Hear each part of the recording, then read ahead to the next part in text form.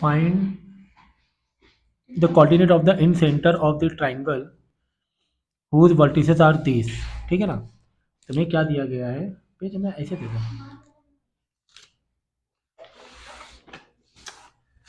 Page. ठीक है, कह रहा है एक ट्राइंगल है और ट्राइंगल के आपको तीनों ये दिए हुए हैं, कोऑर्डिनेट्स दिए हुए हैं, -2 4 5,9 एंड 5,5 और तीसरा है 4 -2 बराबर। और तुम्हें इन सेंटर कहीं पर एक इन सेंटर मतलब होता है अगर आप बाहर से सर्कल बनाओगे तो उसका जो सेंटर पॉइंट है वो होता है, उसे बोलते हैं इन सेंटर। तो उसका तुम्हें क्या चाहिए, कोऑर्डिनेट्स चाहिए, इसका कोऑर्डिनेट चाहिए। देखो हमने क्या पढ़ा था, एक ट्राइंगल का एक ये पढ़ा था कि ट्राइंगल में सेंट्रॉइड पढ़ा था। सेंट्रॉइड क्या होता है, जो सारे वर्टिसेस से जो डिस्टेंस कॉमन डिस्टेंस होता है ना उसको बोलते हैं सेंट्रॉइड। तो सेंट्रॉइड क्योंकि कॉमन डिस्टेंस है तो इसके लिए तो फॉर्मूला काफ़ी इजी हो जाता था, x1 + x2 + x3 divide by 3। जिस तरह अगर हमने देखा था मिड पॉइंट में और सेक्शन फॉर्मूले में, अगर मिड पॉइंट होता था तो मिड पॉइंट के इजी में पड़ जाते थे, x1 + x2 डिवाइड बाई 2 कर देते थे, नहीं तो mx1 + mx2 divide by m1 + m2 अगर मिड पॉइंट नहीं होता था तो ये फॉर्मूला लगाते थे। इसी तरह सेंट्रॉइड है तो ये फॉर्मूला लगा देंगे। इसी तरह y के निकालने के लिए y का फॉर्मूला लगा देंगे, y1 + y2 डिवाइड बाई 3। लेकिन अगर वो सेंट्रॉइड नहीं है तब आपको ये फॉर्मूला लगाना है, ये देखो तब आपको ये फॉर्मूला लगाना है। ये देखो x निकालने के लिए वाला ax1 + bx2 + cx3 divide by a + b + c, और y निकालने के लिए ay1 + by2 + cy3 upon a + b + c। ठीक है ना, ये फॉर्मूला लगाना है। अब देखो अब हमें क्या करना पड़ेगा, ए बी सी। अब ए बी सी क्या होता है, ये डिस्टेंस हमें निकालना पड़ेगा। ठीक है ना, क्या करना, ये डिस्टेंस निकालना पड़ेगा 2 पॉइंट के बीच। हाँ 2 पॉइंट के बीच में, जैसे ए बी सी। ठीक है ना, तो तुम्हें बी से सी के बीच में एक डिस्टेंस निकालना पड़ेगा, ऐसे एक डिस्टेंस निकालना पड़ेगा। इधर ए से सी के बीच में एक अलग डिस्टेंस निकालना पड़ेगा। ठीक है, और ए से बी के बीच में और ए के सी के बीच में, ये सारे तुम्हें डिस्टेंस निकालने पड़ेंगे। यही तुम्हारा होता है ए बी सी होता है, ए बी सी, किसी को भी ए बी सी रख दो। इसका डिस्टेंस निकालना पड़ेगा तुम्हें। इसका डिस्टेंस निकालने के बाद वो ए बी सी होगा, बस फॉर्मूले में ये लगा देना।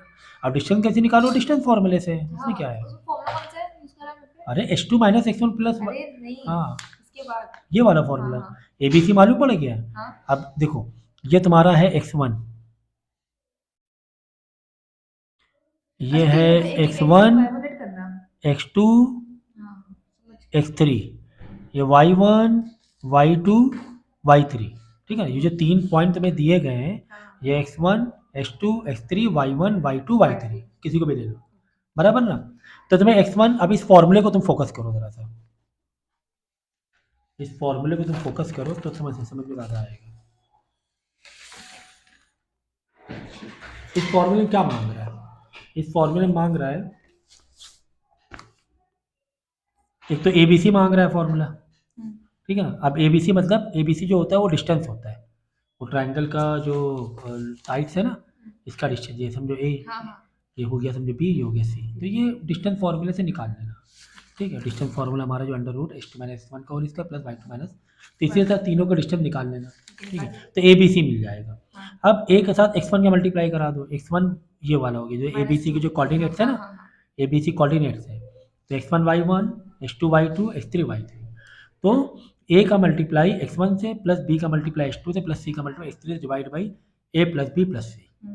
ठीक, इसी तरह y वाला कोऑर्डिनेट निकालना है तो a का मल्टीप्लाई y1 से b का मल्टीप्लाई y2 से प्लस c का मल्टीप्लाई y3 से डिवाइड a + b + c। तो इस तरीके से आपको दोनों कोऑर्डिनेट आ जाएंगे, x वाला भी आ जाएगा, y वाला भी आ जाएगा। अब अगला क्वेश्चन देखो, दिया हुआ draw the quadrilateral of Cartesian plane whose vertices are this. बना लेना ग्राफ में, प्लॉट कर देना, तो एक तुम्हें क्वाड्रिलेटरल दिखेगा। ठीक है, ठीक है, और इस क्वाड्रिलेटरल का एरिया फाइंड करना है। तो अब ये क्वाड्रिलेटरल कोई रेक्टेंगल तो है नहीं, कोई पैरेललोग्राम तो है नहीं, कोई स्क्वायर तो है नहीं कि फट से निकाल लो आप। ठीक है, ये तो क्वाड्रिलेटरल पैरेलल लाइंस बेस पर नहीं है। अगर क्वाड्रिलेटरल पैरेलल लाइन बेस पर नहीं है, ये मतलब सिमेट्रिक नहीं है, तो भाई इसके लिए आपको दिमाग अलग लगाना पड़ेगा। हमने क्या किया, या तो ऐसे या तो ऐसे इस क्वाड्रिलेटरल को ट्राइंगल के उसमें फॉर्म कर लो। मतलब दो ट्राइंगल के फॉर्म। इस ट्राइंगल का एरिया अलग निकाल लो, इस ट्राइंगल का एरिया अलग निकाल लो। अब इस ट्राइंगल के लिए देखो ये कोऑर्डिनेट मालूम है, ये भी कोऑर्डिनेट पता है, ये भी कोऑर्डिनेट पता है। अब हमें एरिया ऑफ ट्राइंगल कोऑर्डिनेट का तो पता ही है ना, एरिया ऑफ ट्राइंगल क्या होता है, वो वाला थोड़ी ना भाई, अच्छा वो वाला कोऑर्डिनेट्स वाला। x1 y2 हाँ, okay area of triangle coordinate base पे क्या होता है, हाफ। x1 अगर y2 x1 बाहर है तो y2 y3 y2 minus y3 x2 y3 y1 plus अगर x2 बाहर है तो y3 y1 y3 minus y1 plus x3 बाहर है तो y1 y2 y1 minus y2। ठीक है ना, अच्छा ये वाला ये फॉर्मूला लगा लेना। तो अब देखो इस फॉर्मूले में, फॉर्मूले का अगर वही बता दे रहे थे वन, जैसे कि आपने यहाँ पे किया,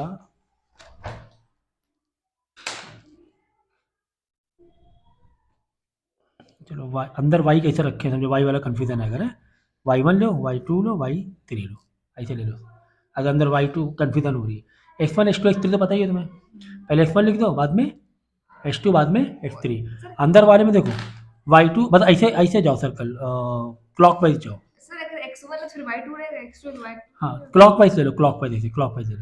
देखो जैसे y2, जैसे x1 है तो 1 वाला अंदर नहीं रखने का, ठीक है ना, यानी y2 से स्टार्ट कर दो या 3 से, किसी से भी स्टार्ट करो, y2 से स्टार्ट किया तो y2 क्लॉकवाइज जाना है, ठीक है, y2 माइनस y3 हो जाएगा, ठीक है, y2 से स्टार्ट, फिर h2 बाहर रखा हमने, तो h2 बाहर रखा तो y3 माइनस y1 हो जाएगा, ये क्लॉकवाइज जाओ, ऐसे ऐसे उल्टा मत जाओ, ऐसे y3 माइनस y1, फिर x3 बाहर रखा तो y1 माइनस y2 हो गया, है ना, ऐसे क्लॉकवाइज, समझ गया, y2 minus y3, y3 minus y1, y1 minus y2, समझ गया ना।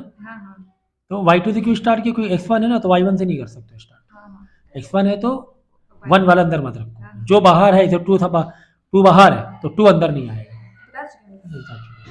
तो बस ये दो ट्राइंगल तुम्हें फॉर्म कर लो, इसका एरिया अलग निकाल लो, इसका एरिया, हाँ बाद में दोनों को ऐड कर दो, इसका एरिया हमने अलग निकाल लिया, इसका एरिया अलग निकाले, दोनों को बाद में क्या कर लिया, ऐड कर लिया, ठीक है ना। अगला क्वेश्चन,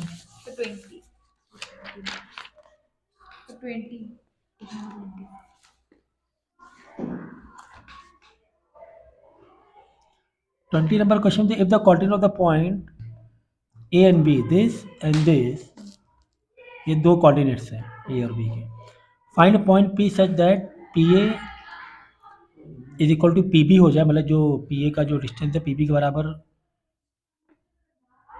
मतलब पी बी बराबर है, ऐसे बोला गया है, and the area of P A B 10 दिया हुआ है, तुम्हें दोनों का जो डिस्टेंस है वो क्या दिया हुआ है, बराबर दिया हुआ है एक्चुअली में, तो इक्वी डिस्टेंस है एक तरीके से ये, मतलब समझो पी पॉइंट यहाँ पर है, ठीक है, और ये पॉइंट ए है, ये पॉइंट बी है, समझो 1 2 और 3,8, ये डिस्टेंस बराबर है, कह रहा है पी बी बराबर है, पी बी क्या है, बराबर है, हाँ इक्वलेंट है। तो हमने देखा था ना कि डिस्टेंस इक्वल है, दोनों का डिस्टेंस को आपस में इक्वेट मार दो, distance of P A is equal to distance of P B, और जब ये अंडर रूट लगाने की जरूरत नहीं, क्योंकि दोनों से अंडर रूट कट जाएगा, तो पता ही है ना तुम्हें, है ना, डिस्टेंस ऑफ, वही बता रहे हैं, distance of P A is equal to under root, distance formula में अंडर रूट में डाला जाता है ना, डिस्टेंस ऑफ पी बी,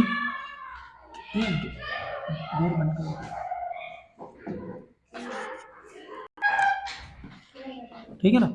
तो क्या करते हैं हम लोग, दोनों साइड अंडर रूट हटा देते, स्क्वायर स्क्वायर मार के वही स्क्वायर मार दिया, अंडर रूट हटा दो, पर डिस्टेंस फॉर्मूला जैसे लगाते हैं वैसे लगा दो, डिस्टेंस फॉर्मूला, पी का पॉइंट कुछ भी मान लो, हाँ अल्फा बीटा मान लो, या जो वो जो मानना हो मान लो, लेट कर लो, एक्स वाई मान लो, ठीक है ना, बस एक्स माइनस 1 का whole square plus y minus 2 का whole square is equal to x minus 3 का whole square plus y minus, distance formula basic, ठीक है ना। डिस्टेंस फॉर्मूला लगाने के बाद ओपन करो, सिंप्लीफाई करो, सिंप्लीफाई करो, सिंप्लीफाई करने के बाद तुम्हारे पास ये इक्वेशन निकल आएगी, एक्स और वाई अल्फा प्लस बीटा में, क्योंकि तुम्हारे पास दो अननोन वैल्यू है ना तो तुम्हारे पास एक्स है ना तो वाई है, मतलब कि ना तो अल्फा है ना तो बीटा है ना, पी के दोनों वैल्यू नहीं ना, ये होल्ड कर दो। लेकिन एक और इन्फॉर्मेशन तुम्हें दी गई थी कि एरिया कुछ दिया हुआ था, चलो एरिया को पकड़ लो, एरिया से कुछ निकालेंगे। अब एरिया ऑफ ट्राइंगल तुम्हें 10 दिया हुआ है, मतलब 10 इज इक्वल टू ऐसे, 10 is equal to area of triangle is equal to area of triangle का फॉर्मूला जो अभी बताया कोऑर्डिनेट पॉइंट ऑफ व्यू से। अब इसको डालो, जैसे x1 हमने अब देखो ये तुम्हारा एक्स, अब एरिया ऑफ ट्रायंगल में क्या हुआ, ये x1 हो गया, ये वाला x2 x2 हो गया, ये वाला x3 हो गया, बराबर ना। तो x1 अल्फा, फिर x2 1, हाँ फिर x3 3, है ना। x1 x2 x3 बाहर रखते हैं, हाँ अंदर y3 माइनस y2 इसे तो पता ही है अंदर का। हाँ तो बस ये x1 y1 है, ये x2 y2 है, ये x3 y3 है। उसी के हिसाब से मन में पढ़ो ना भाई, उसी के हिसाब से आप क्या करो, फ्रेम कर दो और क्या करो, सिंप्लीफाई करो। सिंप्लीफाई करोगे तो ये वाले, ये इक्वेशन बनकर आ जाएगी ऐसे। इक्वेशन नंबर 1 जो कि डिस्टेंस फॉर्मूले से आई, इक्वेशन नंबर 2 जो कि एरिया ऑफ ट्रायंगल फॉर्मूले। अब दोनों को साइमल्टेनियस मार दें, इसके आगे बताना पड़ेगा क्या नहीं कि साइमल्टेनियस से अल्फा बीटा कैसे निकालना है या एक्स वाई कैसे निकालना है, नहीं बतानी जरूरत है। सर 22 22 रहने दो, आगे बताओ। ओके पेज नंबर 542 42 पे आइए। वो एग्जाम में नहीं आएगा। ओके तो question number 11 12 if A point B point 3 point दिए हुए, तो बहुत अच्छी बात है, तीनों पॉइंट दिए हुए हैं। Are 3 vertices taken in order में आइसोसेलेस ट्रेपेजियम, तो ए बी सी डी मार देना और ठीक है, ये तीनों को दे देना। बाकी एक चौथा पॉइंट तो मैं नहीं दिया, अल्फा बीटा या एक्स वाई जो चाहे वो मान लो। और इसमें क्या कहा है कि ये क्या है, ये है भाई आइसोसेलेस ट्रापेजियम। छोटे छोटे पॉइंट को पकड़ना है तुम्हें, छोटे छोटे पॉइंट को पकड़ना है तुम्हें, ठीक है ना। तो जिसमें से ए बी और डी सी पैरेलल है, अगर ए बी और डी सी पैरेलल है तो अगर आइसोसेलेस मानेंगे तो किसका मानना पड़ेगा, A D and B C ये इक्वल हुआ। इसका मतलब अगर ये दोनों पैरेलल हुए, ये दोनों आपस में पैरेलल हैं और ये आइसोसेलेस ट्रेपेजियम है, तो ये लाइन यानी कि इक्वल हुई, तो ये तो पैरेलल है ना। हाँ ए डी और बी सी इक्वल, क्योंकि यहाँ पे बच्चे कंफ्यूज होते हैं सर ये इक्वल है कि ये इक्वल है, किसको इक्वल माने। आपने यहाँ पे ए बी सी डी दे दिया, नहीं ए बी सी डी बात देख लो, तो पैरेलल क्या दिया, A D and D C parallel दिया हुआ है, ए डी ए बी और डी सी ए बी और डी सी पैरेलल दिया हुआ है, ये दो पैरेलल है, ठीक है ना। और ये ट्रेपेजियम है, ये क्या है, ट्रेपेजियम है। अगर ये दोनों इक्वल भी होता तो भी ट्रेपेजियम है, तो पैरेललोग्राम बन जाता अगर ये इक्वल होता तो। इसका मतलब इक्वल ये है, आप समझे तुम। अगर हम बोले कि, अगर हम ये बोले कि सर इसको इक्वल मान लें, अगर आप इसको इक्वल मान लो और इसको पैरेलल ही मान लोगे, क्योंकि पैरेलल दिया ही हुआ है, और इसको इक्वल ही मान लोगे तो ये पैरेललोग्राम बन जाएगा फिर तो, है ना। एक मिनट के लिए मान लें ये जो पैरेलल था वो इक्वल भी था, एक मिनट के लिए मान लें ये इक्वल भी था, ठीक है ना। समझो ये भी 10 है, ये भी 10 सेंटीमीटर, और ये हम कह रहे ट्रेपेजियम है, तो ट्रेपेजियम कहाँ हुआ, अगर ये और ये पैरेलल भी इक्वल भी है तो ऑटोमेटिक ये पैरेललोग्राम बन जाएगा। इसका मतलब अगर ये दो पैरेलल हैं तो इन दोनों को इक्वल मानना पड़ेगा, क्योंकि ट्रेपेजियम है ना, ये कॉमन सेंस लगाना पड़ेगा। तो ये दो इक्वल है, यानी यहाँ से इसका डिस्टेंस इक्वल टू इसका डिस्टेंस, ये इक्वेट मार सकते हो, ये दो डिस्टेंस आपस में क्या मार सकते हो, इक्वेट मार सकते हो। यहाँ पे इक्वेट मारा है, ये देखो यहाँ से distance of A D is equal distance B C, दोनों साइड स्क्वायर क्यों मारा कि रूट रूट कर लिया है डिस्टेंस फॉर्मूले से, रूट करके हमने निकाला निकाला निकाला, एक तो ये आ रहा है, दूसरा क्या बोला है कि दूसरा एक इक्वेशन ये दी गई कि ये दोनों क्या है आपस में पैरेलल है, यानी दोनों का जो स्लोप है वो इक्वल है। ये स्लोप इक्वल का फॉर्मूला मार दिया,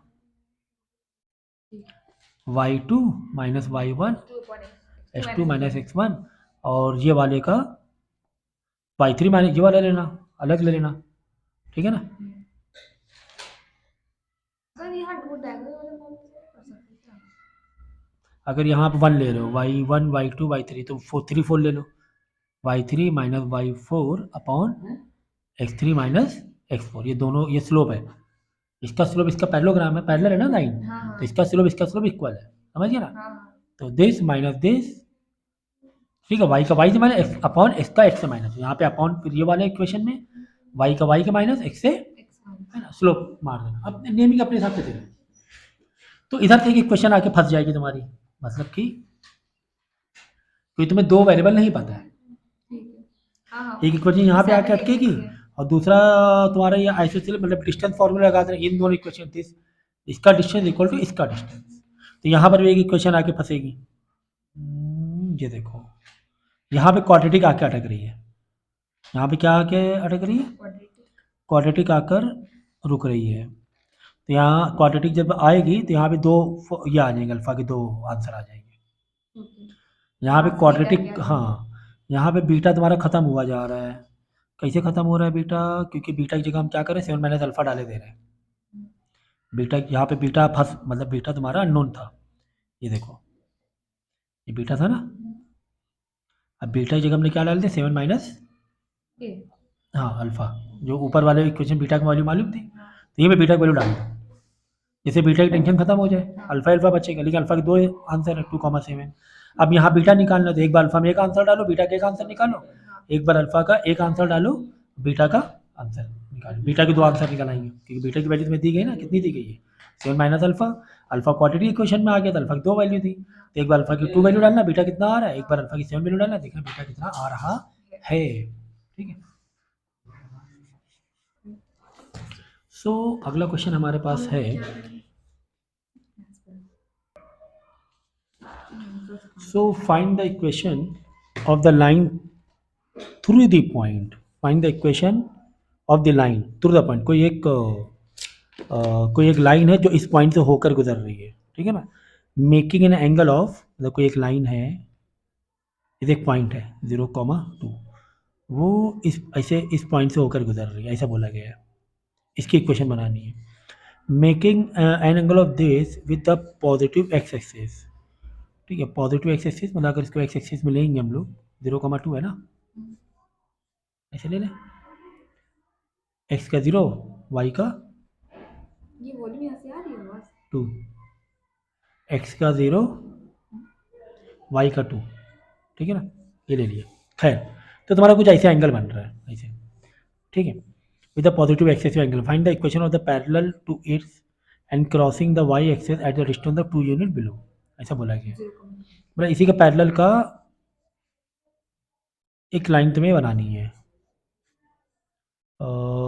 एक्स का 0 वाई का 2, यहाँ से एक लाइन गुजर रही है ऐसे करके कह रहा है, ठीक है, एंगल बना रहा है 2π/3, ऐसा बोला गया था एक्चुअली में, कह रहा है कि find the equation of the parallel to it crossing the y axis at the distance 2 unit below, unit मतलब कह रहे हैं ओरिजिन से वाई में यहाँ पर -2 से एक लाइन गुजर रही है जो कि इसके पैरेलल है, इसकी हमें इक्वेशन ऑफ लाइन चाहिए, इसका तुम्हें सी दिया हुआ है -2, अगर इस हाँ एम सेम रहने वाला है, ठीक है, इसका जो है वही इसका एम, अब पॉइंट भी तो मालूम भाई, क्या पॉइंट है 0, -2, अगर उस तरीके से ले लेंगे तो, ठीक है ना, तो तुम्हें क्या करना है कि 2π/3 की वैल्यू मालूम होना चाहिए, कितनी होती है -√3 होती है, कैसे क्या ये सब बताएंगे नहीं, ये सब मालूम होना चाहिए, कि तुम्हें स्लोप की जो स्लोप आ गया -√3 आ गया, ठीक है ना, ये स्लोप, अब 0,2 पर था वो लाइन, 0,2 मालूम था ना, 0,2, तो इस लाइन की इक्वेशन ले लो, इस लाइन की इक्वेशन आ जाएगी, ठीक है, तो इस लाइन की इक्वेशन आ गई, सर y = mx + c से नहीं कर सकते y = mx + c, क्योंकि इंटरसेप्ट दिया गया है ना y का, हाँ कर सकते क्योंकि हो, यहाँ से हमने m निकाल लिया, फिर उसको मैं इक्वेशन में पुट कर दिया, हाँ अब यहाँ के -√3 है, इसका m कितना दिया हुआ है -√3, इस लाइन का, तो इस लाइन का कितना हो जाएगा, इसका भी -3 हो जाएगा, वो बिकॉज़ पैरेलल है ना, सेम है, तो इसका भी -√3 हो जाएगा, तो y = mx + c से y = m दिया है तुम्हें -√3x + c जो दिया -2 दिया हुआ है, तो -2 ले लो, और ये y कितना दिया है, बस ज़रूरत ही नहीं है अब और कुछ, हाँ तुम्हें वो उतना ज़रूरत ही नहीं करने की, सीधा सीधा तुम्हें दिया हुआ था, सबको इधर ले लेना तो ये आ जाएगा, देख लो भाई, तुम्हें बोला गया था कि जो दूसरा जो पैरेलल लाइन है, इस लाइन की जो पैरेलल लाइन है वो ओरिजिन से 2 बिलो है, ये देखो y axis at the distance 2 unit below the origin, मतलब बिलो द ओरिजिन -2 तो हुआ, मतलब यहाँ से लाइन गुजर रही है, और ये पैरेलल के इसके पैरेलल है, तो इसका तुम्हें मालूम है स्लोप कितना है, 2π/3, तो tan 2π/3 का जो 1 मतलब पाई -π/3 मतलब 180 माइनस थीटा जो होता है वो -थीटा होता है tan का, ये सब रूल तुम्हें मालूम होना चाहिए, तो तुम्हें इसका स्लोप मालूम पड़ेगी क्योंकि पैरेलल था, कन्वर्ट करके नहीं निकाल सकते, जैसे निकालते हैं नॉर्मली, वैसे कर लो, वैसे करना है तो वैसे tan का एक याद रखो, tan जो 180 माइनस थीटा होता है वो -थीटा के बराबर होता है, ठीक है, तो वो पाई क्या है 180 तो हुआ है, मतलब 2π/3 को तोड़ लिया हमने पाई -थीटा में, तो पाई या ऐसे भी कर सकते हो, पाई -थीटा क्या होता है -थीटा के बराबर होता है, tan पाई माइनस थीटा। तो इसको तुम्हें तोड़ना पड़ेगा, 2 पाई/3 को डिनोमिनेटर अलग कर लेना पड़ेगा, ठीक है ना। सर आपने पहले और से हाँ वैसे भी ठीक था, जैसे चाहे वैसे कर लो। 12 क्वेश्चन नंबर 12।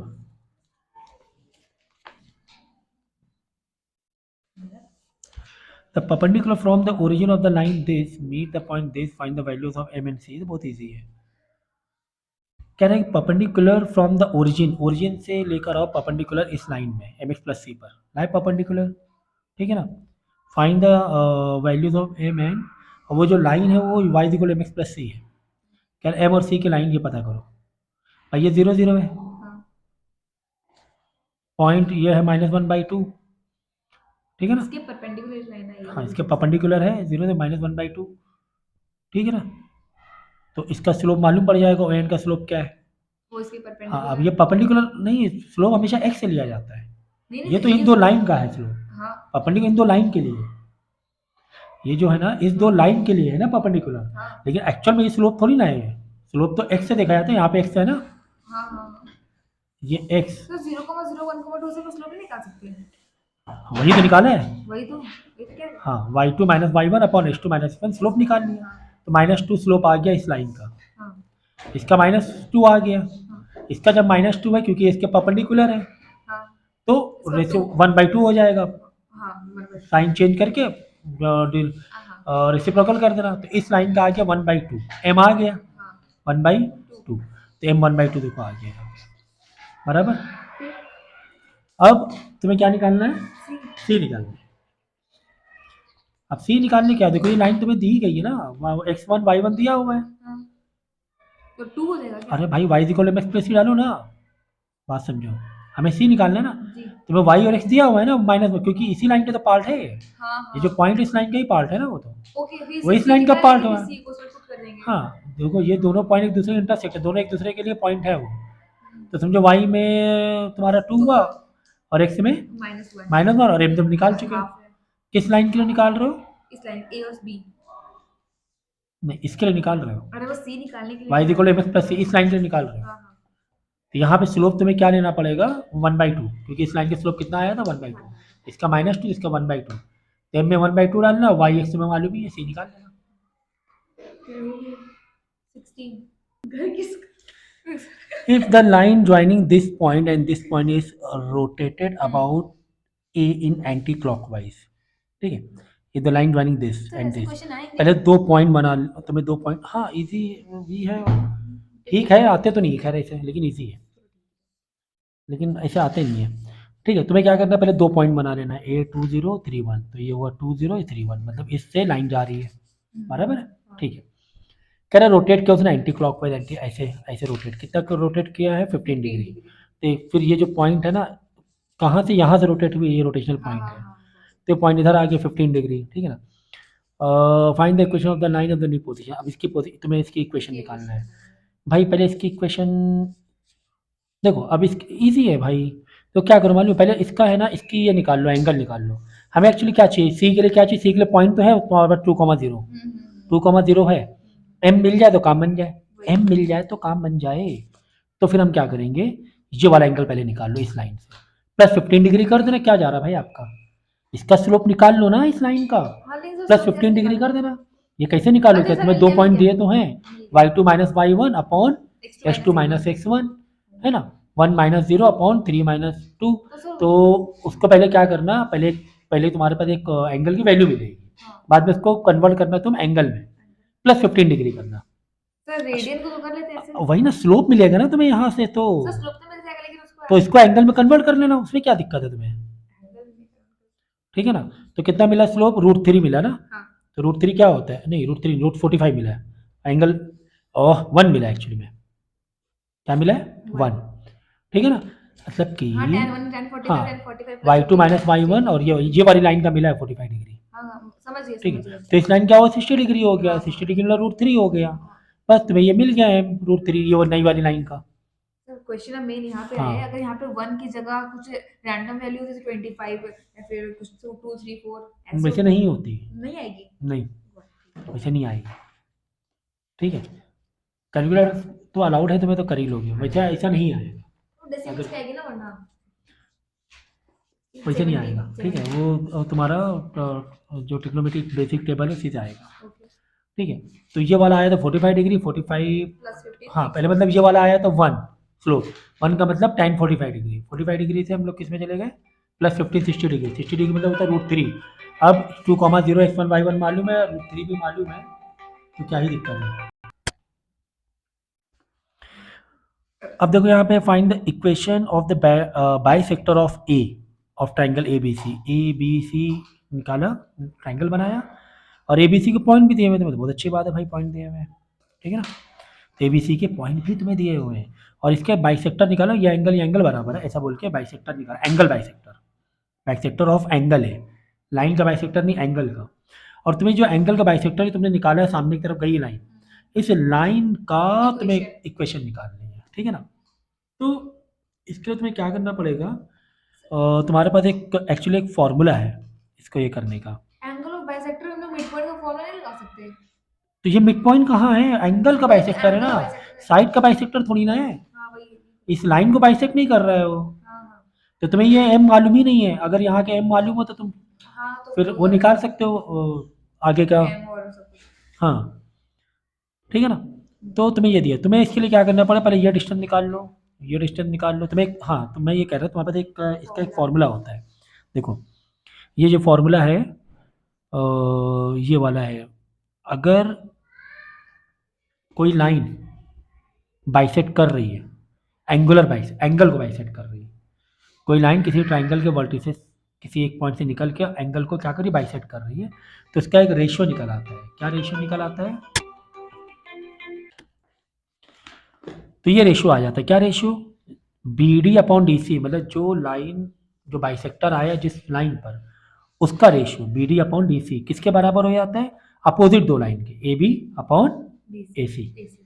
देखो जो लाइन जो बाइसेक्टर आ रहा है जिस लाइन पर जिस साइड पर ट्राइंगल के, उसका रेशियो किसके बराबर हो जाएगा, दूसरे अपोजिट लाइन के बराबर हो जाएगा, यानी ए बी अपॉन ए सी के बराबर। अब ए बी का डिस्टेंस निकाल लोगे, ए सी का डिस्टेंस निकाल लोगे, ठीक है, वो तो टेंशन ही नहीं क्योंकि तुम्हें वर्टिसेस दिए हुए हैं, दिए हुए हैं, ठीक है। अब तुम्हें निकालना है कोऑर्डिनेट, अगर ये डी का कोऑर्डिनेट निकाला है तो काम बन सकता है, डी कोऑर्डिनेट निकल जाए तो काम बन सकता है, तो coordinate of the point D आप निकाल लो, कितना आ रहा है, ये देखो तुम्हें पहले क्या करना है, ए बी और ए सी का ये निकाल लो, पहले ए बी और ए सी निकल गया, तो B D upon D C मतलब ए बी और ए सी का जो डिस्टेंस है वो बी डी और डी सी का रेशियो के बराबर होता है, उसका डिस्टेंस का रेशियो से, ठीक है ना। तो B D upon D C मतलब ए बी अपॉन ए सी कितना आया, हमने डिस्टेंस निकाला क्योंकि तुम्हें कोऑर्डिनेट मालूम थे, तो आया 5/2 ना, और ये 5/2 यानी ये ए बी अपॉन ए सी किसके बराबर है, B D upon D C के, मतलब 5/2 इसका भी हो गया 5/2, ठीक है ना।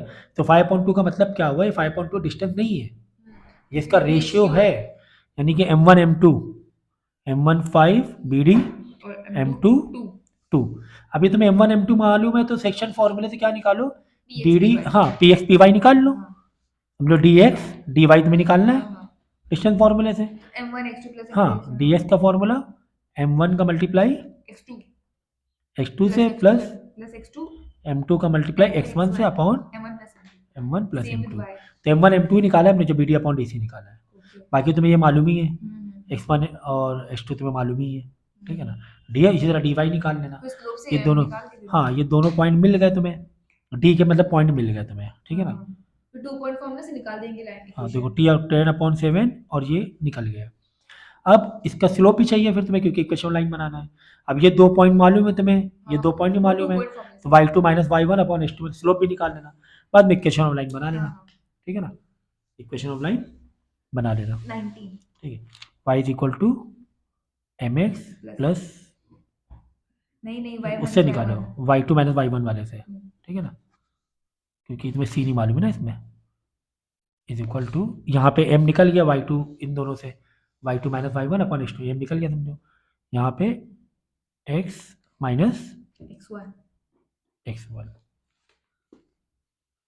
y माइनस y1 ले लो, ठीक है ना, इक्वेशन डाल देना आंसर आ जाएगा आगे।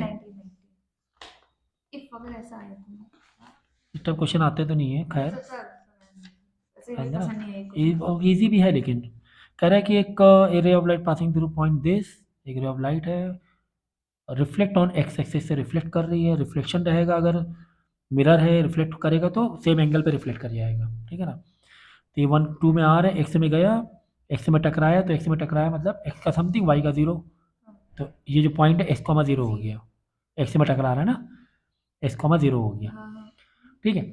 और ये एंगल ही बराबरी है क्योंकि अब रिफ्लेक्ट करेगा तो क्यू से 5,3 से जा रहा है, ठीक है ना। ये एंगल बराबर, क्यों, क्योंकि रिफ्लेक्शन का लॉ है, एंगल बराबर है। अब इससे बहुत ईजी है, अब क्या करूँ, this slope is equal this slope is equal to negative of this slope कर दो। क्यों नेगेटिव, क्यों, मतलब वो रिफ्लेक्ट हो रहा है उसलिए ऐसा, हाँ, लेकिन सर स्लोप नेगेटिव चाहिए। तो इसको ऐसे कर दो, ये पहले ये एंगल निकाल लो, अच्छा चलो बस, ये एंगल बराबर है ना, रिफ्लेक्शन के लॉ से। हाँ,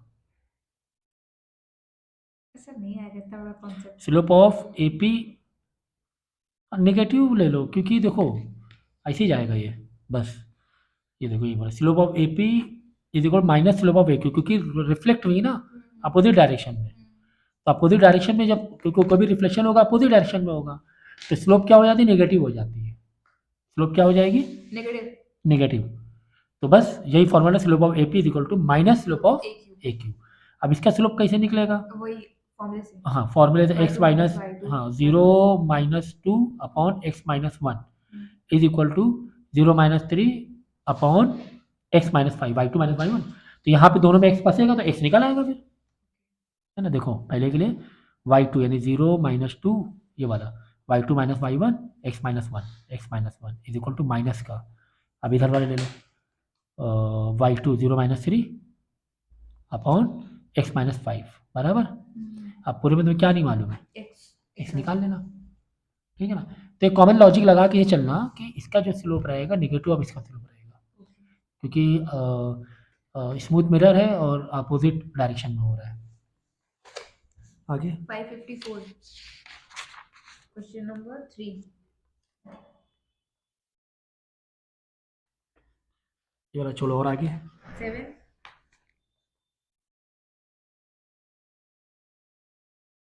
ठीक है। क्या कह रहा है क्वेश्चन, देखो ये क्वेश्चन कह रहा है find the equation of the line which cut off intercepts on the axes, ठीक है ना। समझो ये तुम्हारा पेंसिल नहीं है, पेंसिल लाओ जरा, मेरे बैग में। कह रहा है विच कट ऑफ इंटरसेप्ट्स, तो समझो यहाँ पे एक इंटरसेप्ट है, यहाँ पर एक इधर एक्स इंटरसेप्ट वाई इंटरसेप्ट है, ठीक है ना। हुज सम यानी इन दोनों का सम एंड इन दोनों का प्रोडक्ट, इन दोनों का मल्टीप्लाई, है ना। इंटरसेप्ट का, हाँ, which cut off intercept on the axis whose sum and products are 1 and -6, ठीक है ना।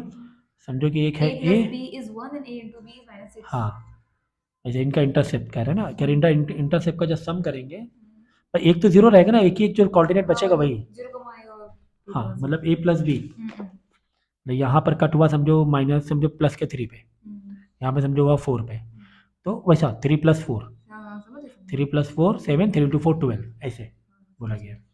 तो भाई a प्लस बी 1 है, दोनों इंटरसेप्ट का सम, और a इंटू बी -6, तो वैल्यू को रिप्लेस कर दो भाई, क्या जा रहा है आपका भाई। देखो b इज इक्वल टू क्या हो जाएगा माइनस, हाँ या इधर से ले लो, b is equal to 1 - a, यहाँ पे 1 - a डाल दो, हाँ हाँ क्वाड्रेटिक इक्वेशन a के रूप में बन जाएगी, समझ गए ना। यहाँ पर a की वैल्यू क्या आ रही है, a इज इक्वल टू आ रहा 1 - b बराबर। अब यहाँ पे a की जगह 1 माइनस, नहीं ब्रैकेट मल्टीप्लाई है, 1 - b डाल दो, 1 - b into B is equal to -6, तो b की इक्वेशन बन जाएगी क्वाड्रेटिक, या फिर उल्टा करना है उल्टा कर लो, b इज इक्वल टू करोगे तो a की इक्वेशन बन जाएगी, फिर अंदर मल्टीप्लाई करोगे तो क्वाड्रेटिक इक्वेशन बनकर आ जाएगी, बराबर ना। यहाँ पे क्या किया, b इज इक्वल टू डाल दिया, यहाँ पे b इज इक्वल टू क्या हो जाएगा 1 - a हो जाएगा, यहाँ पे b की जगह क्या डाल दो 1 - a इज इक्वल टू -6, बराबर ना। तो यहाँ क्वाड्रेटिक बन जाएगी, और यहाँ पे माइनस मत रखो, साइन को पलट दो, +1 - a -6 इज इक्वल टू 0, ठीक है। ये क्वाड्रेटिक बन जाएगा, a की 2 वैल्यू निकल आएंगी, a की 2 वैल्यू निकाल के 1/1, हाँ 1/b की 2 वैल्यू निकल जाएंगी, क्योंकि a की 2 वैल्यू आ रही है, यहाँ से तो b का निकालना पड़ेगा, एक बार a की वैल्यू 1 रखनी पड़ेगी, एक बार ए की वैल्यू 1 रखनी पड़ेगी, ठीक है ना। एक फिर इस तरीके से तुम्हें क्या मिल गया, ए और बी मिल गया, ये पॉइंट मिल गया। फिर ये वाले फॉर्म से डाल देना। कौन से फॉर्म से, क्योंकि तुम्हें सी तो मालूम नहीं है ना, और ये वाला फॉर्म नहीं है, हाँ इंटरसेप्ट फॉर्म है, इंटरसेप्ट फॉर्म है। या अगर तुम्हें दोनों इंटरसेप्ट मालूम है और भी, तो इसे कर सकते हो, तो ए भी मालूम पड़ जाएगा। अब ये वाला क्वेश्चन देखो, देखो ओरिजिन से बोला गया है find the equation of the line which length perpendicular from the origin. Perpendicular from the origin का एक फॉर्मूला पर्टिकुलर याद रखना, ठीक है। ये वाला होता है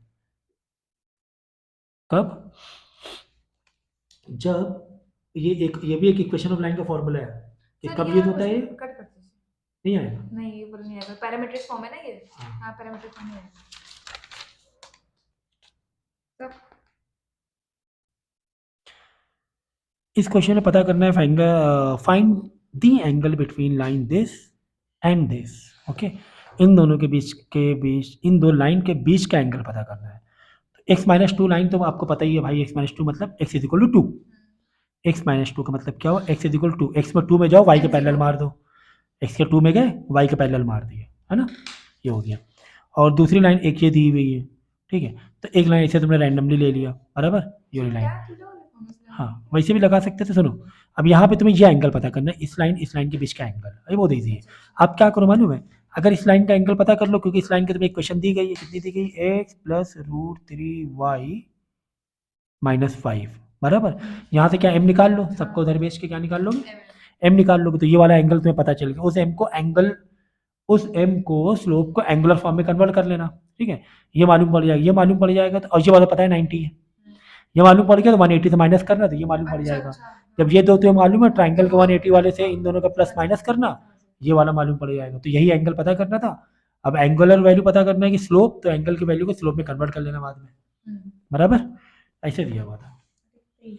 देखो ये देखो, यहाँ पे आपने सबको भेजा, तो tan अल्फा इस लाइन का -1/√3 आया, मतलब माइनस का 30, -1/√3 है, तो -1/√3 180 से माइनस हो जाएगा। हम लोग ऐसे ही करते हैं ना, माइनस का थीटा कैसे होता है, minus theta minus tan theta is equal to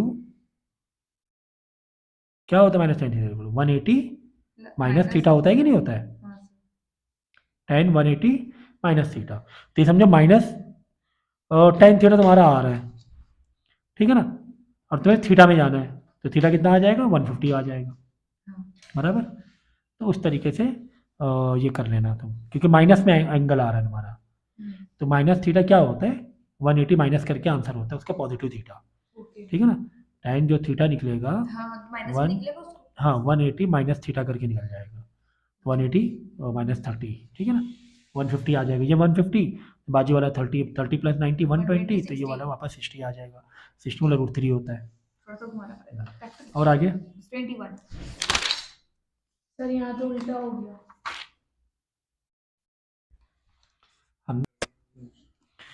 Create the line whose equation are this। एक ये दिया गया है, एक ये दिया गया है, और एक ये दिया गया है, ठीक है। If the lines whose equation are this and this and this, there are 3 lines, meet at a point, then prove that this plus this plus this is equal to 0। ये हमें प्रूफ करना है, ठीक है ना।